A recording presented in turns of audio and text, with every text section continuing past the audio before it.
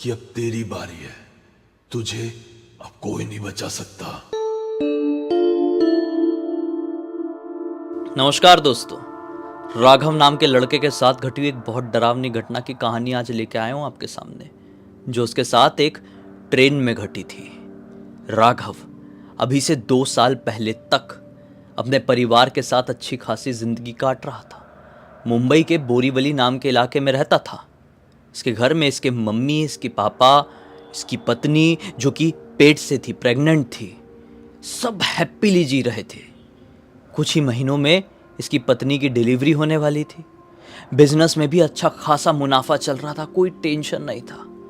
लेकिन हाँ, 20 दिसंबर की ही बात है। उसके मोबाइल में किसी अननोन नंबर से फ़ोन आता है। उस समय घर पे बैठ के ये लोग बढ़िया से टीवी देख रहे थे। रात के लगभग 9 बज रहे थे। राघव फ़ोन उठाता है। अक्सर ये अननोन नंबर के कॉल्स उठाता नहीं था, लेकिन आज पता नहीं कैसे उठा लिया। बदकिस्मती से ही समझ लो। फ़ोन उठाता है, सामने वाला कहता है कि हम आपको आपके बिजनेस, इनका कुछ बिजनेस था, ये पापड़ का बिजनेस करते थे, हम आपको इस बिजनेस के लिए एक बड़ा ऑर्डर देना चाहते हैं। उसके लिए क्या आप मीटिंग करने आ सकते हैं पुणे में, ये हमारा एड्रेस है। राघव कहता है कि इसमें मीटिंग करने वाली क्या बात है। आपका जो भी ऑर्डर है, जिस प्रकार से भी आपको चीज़ें बनवाना है, अचार, पापड़, ऐसे 1-2 चीज़ों के और बिजनेस में थे ये लोग, चिप्स वगैरह के, तो आपको जो जो चीज़ें बनवाना है आप हमको फ़ोन में ही बता दो, या हमारी ये वेबसाइट है, उस वेबसाइट में आप सारा अपना कस्टमाइज़ भी कर सकते हो, ऑप्शन वो कर दो। मैं मीटिंग के लिए क्या आऊँ? सामने वाला आदमी बोलता है कि नहीं, आप समझ नहीं रहे हैं, ऑर्डर बहुत बड़ा है और सिर्फ हमारा नहीं बल्कि हमारे बिजनेस में हमको लग रहा है, हमको एक आपसे पार्टनरशिप जैसा करना है। अब ऐसी सारी चीज़ें आपकी वेबसाइट में और आपके फ़ोन में तो की नहीं जा सकती, तो क्या आप मीटिंग के लिए आ सकते हैं पुणे? राघव सोचता है, अच्छा ऐसी बात है, तो नहीं नहीं ठीक है, मैं मीटिंग में आने के लिए तैयार हूँ, बताइए कब मिलना है। सामने वाला आदमी कहता है कि आप बिल्कुल 3 दिन बाद इतने इतने बजे इस एड्रेस में पहुँच जाइए। राघव कहता है कि चलो सही है। फ़ोन काटता है और अपने घर में एक खुशखबरी देता है कि एक पुणे से अच्छी एक कोई बिजनेस डील आई हुई है। घर वाले भी खुश थे और राघव इमरजेंसी में अपनी ट्रेन की टिकट निकाल लेता है। वो सही समय में पुणे पहुंच भी जाता है और उसकी ये डील लॉक भी हो जाती है। पुणे के जो क्लाइंट थे ये बहुत बड़े लोग थे, हाई फाई टाइप के लोग थे, और वो अपना अलग बिजनेस करते थे, और इसके साथ कुछ तो भी वो वाला होता है ना कि इससे प्रोडक्ट लेंगे और नाम अपना देंगे, वैसा वाला इससे डील थी। तो राघव ने वो डील विल साइन कर लिया और इसको थोड़ा सा एडवांस पैसे मिल गए।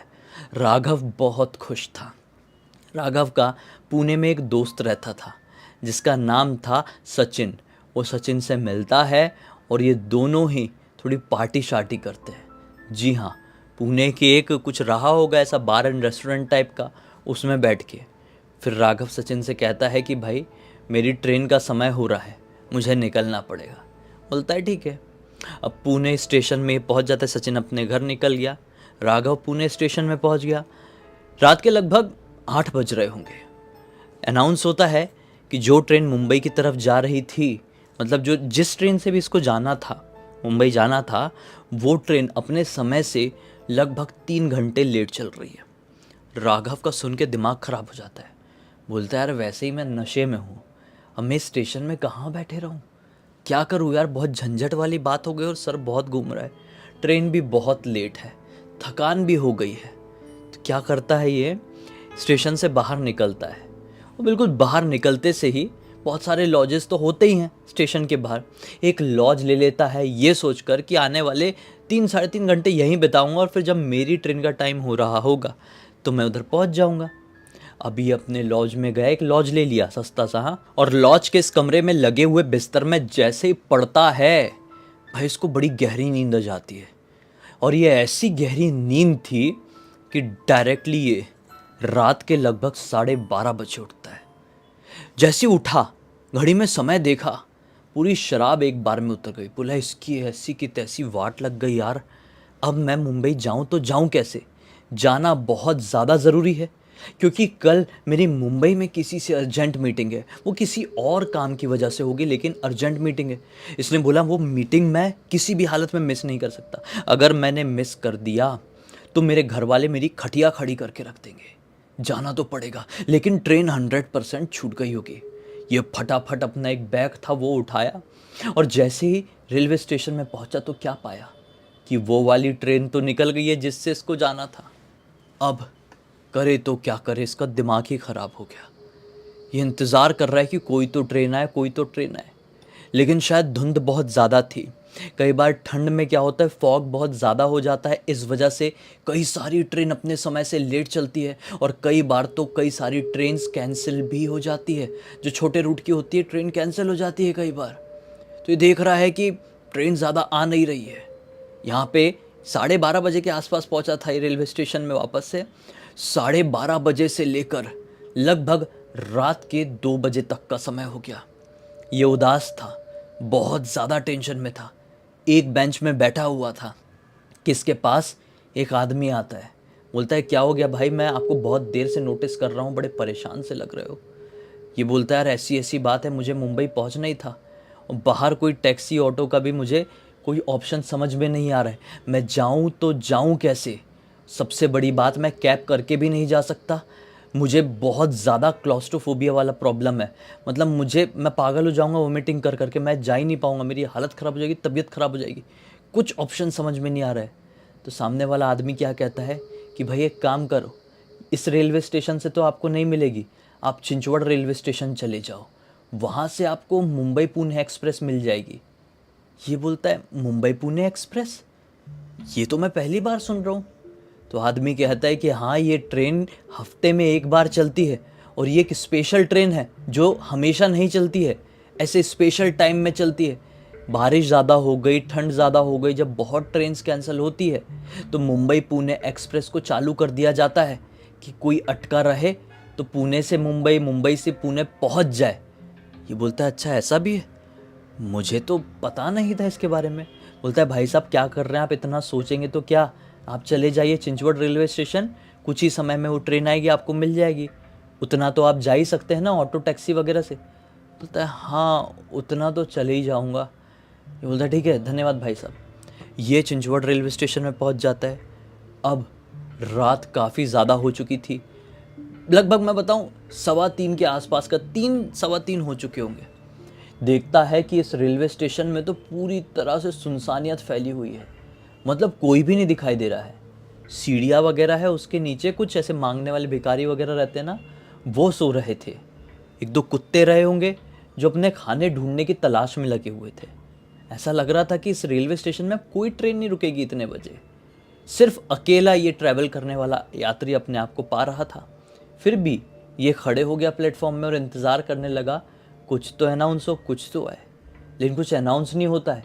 एक लाइट इसको आते हुए दिखती है। इसको पहुंचे हुए लगभग 10-15 मिनट ही हुए थे, 3:30 के आसपास का समय हुआ ही था कि इसको एक ट्रेन आती हुई नजर आती है। ये सोचता है अरे वाह यार, कुछ अनाउंसमेंट नहीं, कुछ नहीं, फिर भी एक ट्रेन आ रही है, सही है, मैं चढ़ जाता हूँ। वो ट्रेन धीरे धीरे आ रही थी। हाँ, ये खुश था अपना बैग वैग लेके, मतलब एक बॉडी लैंग्वेज होती है ना कि चलो अच्छा हुआ, अब मैं चढ़ूंगा जाऊंगा करके, अब कोई टेंशन नहीं, मेरी मीटिंग नहीं छूटेगी। इतने में इसको पीछे से कंधे में एक आदमी पकड़ता है, जैसे कि वो रोकना चाह रहा है। ये घबरा के पीछे पलट कर देखता है तो क्या पाता है, ये एक बूढ़ा सा आदमी है। वो कहता है कि क्या हुआ, इस ट्रेन में चढ़ने की सोच रहे हो क्या? ये बोलता है हाँ क्यों, क्या बात है?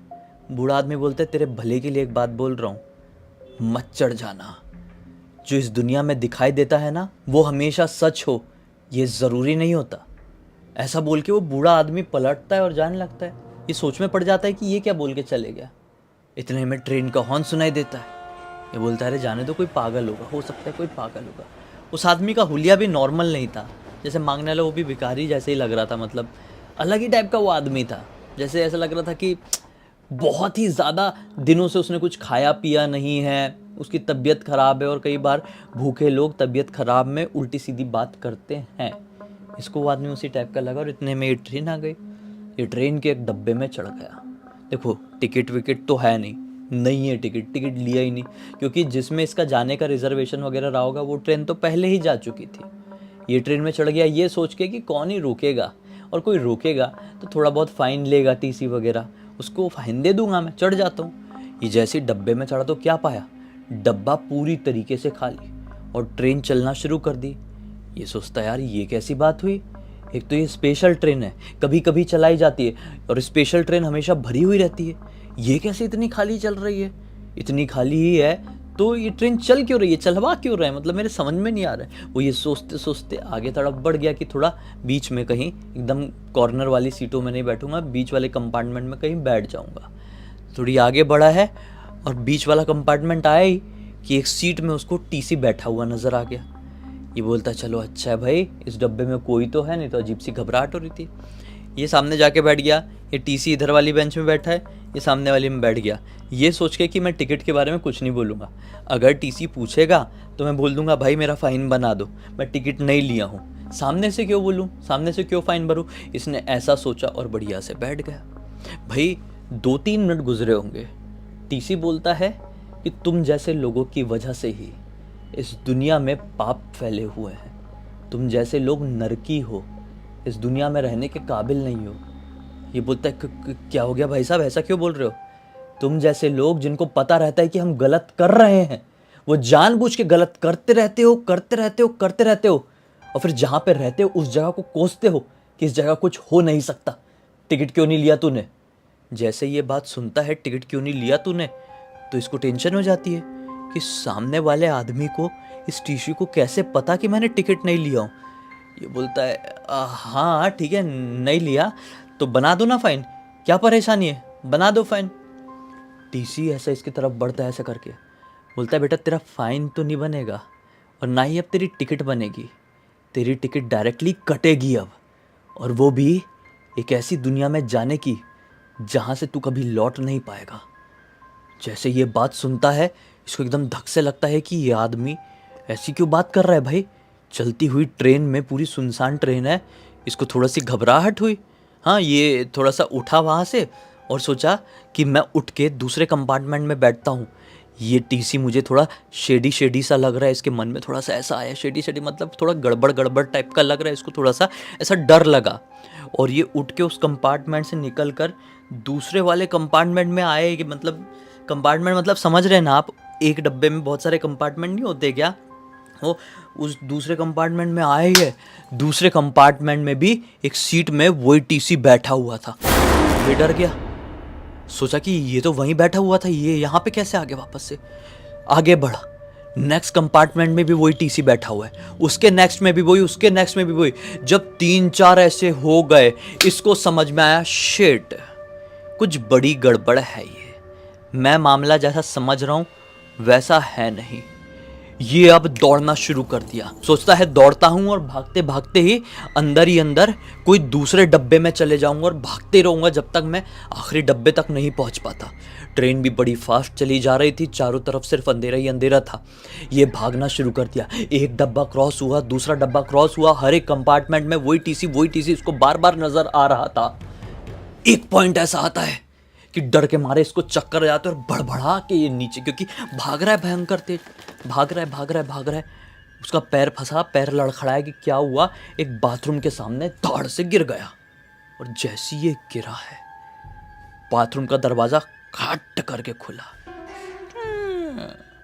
जैसे इसने मुंह उठाया, एकदम बाथरूम के दरवाजे के मुंह के सामने ही ये गिरा था, ऐसा मुंह उठा के देखा कि बाथरूम से कौन निकला, तो क्या पाता है कि बाथरूम से वही टीसी निकला है, लेकिन उसका पूरा का पूरा चेहरा ऐसा कुचला हुआ है कि मैं क्या बताऊं, किसी ने उसके चेहरे का चटनी भरता बना दिया हो।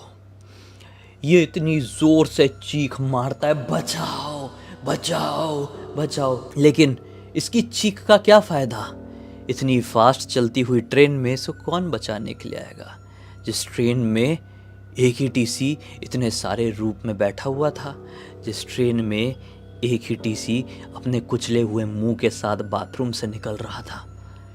ये उठ के भागने को हुआ कि टीसी ने इसका ये पीछे से कॉलर पकड़ा, ऐसा हवा में उठा के अपनी तरफ किया, उसी कुचले हुए मुंह के साथ इससे कहता है कि अब तेरी बारी है, तुझे अब कोई नहीं बचा सकता।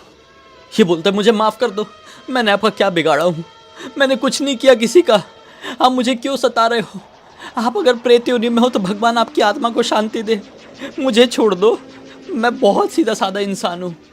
टीसी बोलता है वो लोग भी मुझे सीधे साधे ही लगे थे, लेकिन मेरा उन लोगों ने ऐसा हाल किए कि देख कितने जमाने से मैं बस इसी ट्रेन में ऐसे ही फंसा हुआ हूँ, और ये एक ऐसा सफर है जो कभी खत्म नहीं होगा। जरा एक बार सोच के देख, मैंने किसी का क्या बिगाड़ा होगा जो मुझे ऐसी सजा मिली। ये बोलता है क्या हुआ, आप मुझे बताइए। टीसी इसको छोड़ता है, बताता है कि अभी से लगभग 20 साल पहले की बात है। मैं इस ट्रेन में ऐसे ही टीसी था। उस रात इस डब्बे में कोई नहीं था जिस डब्बे में तू चढ़ा था। अचानक से ये ट्रेन उसी रेलवे स्टेशन में रुकती है जहां वो तुझे मिली थी। 4 शराबी लड़के चढ़ते हैं, ट्रेन चलना शुरू होती है। मैं उनसे टिकट के लिए पूछता हूँ, टिकट नहीं थी उनके पास। मैं उनका फाइन बनाने वाला था, लेकिन उन लोगों ने मेरे साथ मारपीट करना शुरू कर दिए। मुझे इतना पीटे कि मेरा हाथ चेन तक भी नहीं पहुंच पाया। बाथरूम में ले जाकर मेरा सर कुछ इस प्रकार से कुचल दिए कि मैं कुछ सेकंड भी फिर जिंदा नहीं रह पाया। तब से लेकर आज तक मैं इसी ट्रेन में फंसा हुआ हूँ, और ये ट्रेन बस चलती ही जा रही है। अब जो तू चढ़ा है तो मैं ये सफ़र अकेला कैसे पूरा करूँ, तू भी मेरे साथ हो जा। ये बोलता है नहीं, मुझे माफ़ कर दो, घर पे बूढ़े माँ बाप है, पत्नी है, मैंने आपका कुछ नहीं बिगाड़ा, मैं आपके लिए प्रार्थना करूँगा, मुझे छोड़ दो। वो टीसी का भूत उसको छोड़ देता है, कहता है कि तुझे बचना ही है ना, तो तेरे पास एक ही रास्ता है। 2 तरीके बताता हूँ, कोई एक चुन लेना, बच जाएगा। या तो तुम मेरे साथ जिंदगी भर तक ऐसे ही सफ़र करता रहे, मेरे साथ शामिल हो जा, या फिर अपना शरीर मुझे दे दे। मैं तेरे शरीर में घुस जाऊंगा और फिर इस दुनिया में खुशहाली से जीऊंगा, और जितनी मेरी आयु थी वो मैं पूरी करूंगा। ये उठता है, चलती हुई ट्रेन के बाहर तरफ देखता है, सोचता है कि कोई दूसरा रास्ता नहीं। कहता है कि आप एक काम करो, मेरा शरीर ले लो और मेरे शरीर के अंदर ही हमेशा रहो। जैसे उसने ये बात बोला, इतनी फास्ट चलती हुई ट्रेन झटके से रुक गई। अभी भी चारों तरफ अंधेरा था। सामने वो टीसी का भूत धीरे धीरे धुंधलाने लगा और फिर हवा में मिल गया। फिर इसे कान में पीं करके ऐसी जो बहुत जोर की आवाज़ सुनाई देती है ना, वो सुनाई दी। इसने कंट्रोल करने के लिए अपने कान बंद किया। वो आवाज़ इसके कान में घुस रही थी, इसके सर में छेद कर देती। वो आवाज़ ऐसी थी। इसने ज़ोर से बंद किया, और जब अचानक से सब शांति हुई, इसने अपनी आंखें खोला तो ये वहीं पर था, उसी प्लेटफॉर्म में जहाँ से उस ट्रेन में चढ़ा था। बस फ़र्क इतना था, ये ऊपर तरफ नहीं था, वो ट्रैक में आ गया था, ट्रैक में नीचे की तरफ। घबराहट के मारे चारों तरफ देखा कि मतलब मैं कहीं गया ही नहीं था। वो जैसे तैसे करके बाहर निकला है और वैसे ही भागा, रोड भागना शुरू किया। किस्मत से काफ़ी दूर भागने के बाद उसको कोई ट्रक ड्राइवर मिला, उसने उसको लिफ्ट दिया। बोरीवली तक वो आया है। जब वो घर पर पहुंचा तो उसकी हालत बहुत ज़्यादा ख़राब थी। मतलब लिटरली उसे देखकर लग नहीं रहा था कि एक नॉर्मल इंसान है। उसने अपने घर वालों को पूरी की पूरी बात बताया, पूरी की पूरी। आने वाले लगभग 15 दिनों तक वो जिंदा रहा। 16वें दिन उसने अपने प्राण त्याग दिया। डॉक्टर ने जब पोस्टमार्टम किए तो उसके मरने का कारण एक्सट्रीम डिहाइड्रेशन और एक्सट्रीम फियर की वजह से उसके ऑर्गन फेल्यूर को बताया। मतलब उसके ऑर्गन फेल हो गए डिहाइड्रेशन की वजह से और बहुत ज़्यादा डर की वजह से बॉडी के अंदर के। डॉक्टर्स ने कहे कि इसने अपना दिमागी संतुलन भी खो दिया था। लेकिन ये हमेशा कहता था कि उस रात मेरे साथ जो कुछ भी हुआ था वो सच था, वो मेरा वहम नहीं था। सचमुच में मैं एक ट्रेन में चढ़ा था, मुंबई पुणे एक्सप्रेस में, और उसका टीसी मुझे मिला था जिसने मेरा शरीर ले लिया। वो मेरे शरीर के अंदर रहता है और मुझे हर रात परेशान करता है। वो ये ऐसा कहता ही रहा और 15 दिन के बाद 16वें दिन ख़त्म हो गया। इस पूरी घटना की जानकारी उसकी पत्नी ने अपने भाई के बेटे को दी और भाई के बेटे चंदन ने इंस्टाग्राम पर लिख कर भेजा। जब मैंने ये घटना की कहानी पढ़ा तो मैं शौक रह गया। मैंने बोला बताओ यार, ऐसी चीज़ें भी इस दुनिया में घट जाती, इतनी दर्दनाक भी। पता नहीं उनके साथ ऐसा क्या हुआ रहा होगा उस रात की उन्होंने अपना दिमागी संतुलन खो दिए और ऐसी बातें करते थे। या फिर सचमुच में उनके सामने कोई एक ऐसी ट्रेन आई थी जो सिर्फ कुछ गिने चुने ही लोगों को कभी कभी दिखाई देती है। बस इसी एक नोट के साथ इस कहानी का अंत करते हैं। अब तक इस वीडियो को देख लेते तो लाइक ज़रूर कर देना, चैनल को सब्सक्राइब करके बेल आइकन दबा के ऑल के ऑप्शन में क्लिक करना और इंस्टाग्राम की लिंक वीडियो के डिस्क्रिप्शन बॉक्स में मिल जाएगी, क्लिक करके डायरेक्टली वहाँ पर पहुँच जाना। और इसी तरह की कोई भी कहानी, टॉपिक या जानकारी हो तो लिख भेजना। हो सकता है मेरा अगला वीडियो कल आपके हिसाब से ही बन रहा हो। तो चलिए कल फिर से मिलते हैं, तब तक के लिए बहुत बहुत धन्यवाद। आपका दिन शुभ हो।